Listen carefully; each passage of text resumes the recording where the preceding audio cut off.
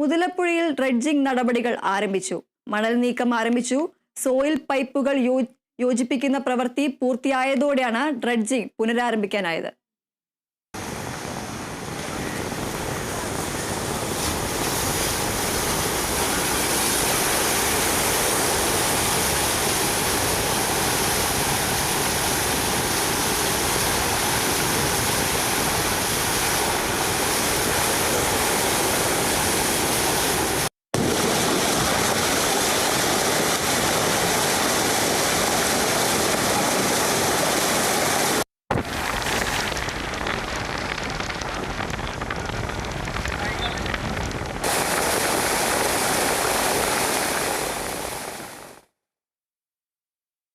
വിവരങ്ങളുമായി സൂര്യ ഗായത്രി ചേരുന്നു.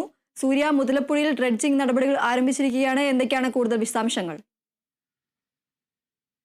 ദീപ്തി, 14 ദിവസം മുമ്പാണ് കണ്ണൂരിൽ നിന്നും ചന്ദ്രഗിരി ഡ്രഡ്ജർ മുതലപ്പുഴയിൽ എത്തിച്ചിട്ടുണ്ടായിരുന്നത്. പക്ഷേ ഡ്രഡ്ജിംഗ് തുടങ്ങുന്ന സമയത്ത് ഡ്രഡ്ജറിൽ ചില തകരാറുകൾ കാണുകയും അത് പിന്നീട് പരിഹരിക്കുന്നതിനു വേണ്ടിയിട്ടാണ് ഈ ഒരു കാലതാമസം ഉണ്ടായത്.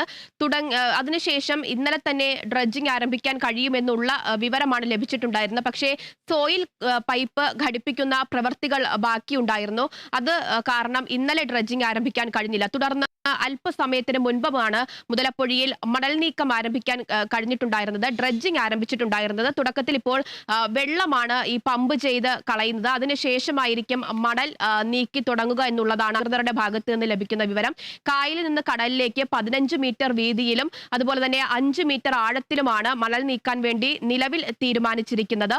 ഈ ചന്ദ്രഗിരി ഡ്രഡ്ജർ ഉപയോഗിച്ച് ചരൽ, മണൽ ഉൾപ്പെടെയുള്ളവ നീക്കം ചെയ്ത് കളയാൻ സാധിക്കും. അതുകൊണ്ട് തന്നെ കാലാവസ്ഥ അനുകൂലമാണെങ്കിൽ പെട്ടെന്ന് തന്നെ ദ്രുതഗതിയിൽ തന്നെ മണൽ നീക്കം പൂർത്തിയാക്കാൻ കഴിയും എന്നുള്ള ഒരു കാര്യമാണ്, പ്രതികരണമാണ് അധികൃതരുടെ ഭാഗത്ത് നിന്ന് ലഭിക്കുന്നത്.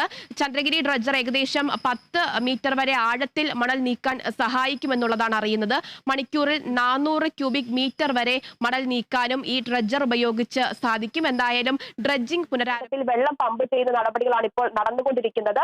കാലാവസ്ഥ പ്രതികൂലമായില്ലെങ്കിൽ എത്രയും വേഗം തന്നെ മണൽ നീക്കം പൂർത്തിയാക്കാൻ കഴിയും എന്നുള്ള വിവരമാണ് അധികൃതരുടെ ഭാഗത്ത് നിന്ന് ലഭിക്കുന്നത്. ഇതിനോടകം തന്നെ വലിയ കാലതാമസം ഡ്രഡ്ജിംഗുമായി ബന്ധപ്പെട്ട് ഉണ്ടായിക്കഴിഞ്ഞു. അതുകൊണ്ട് തന്നെ ഇനി എത്രയും വേഗം പ്രവർത്തികൾ പൂർത്തീകരിക്കാനുള്ള നടപടികളായിരിക്കും അധികൃതർ ഉൾപ്പെടെയുള്ളവർ സ്വീകരിക്കുക.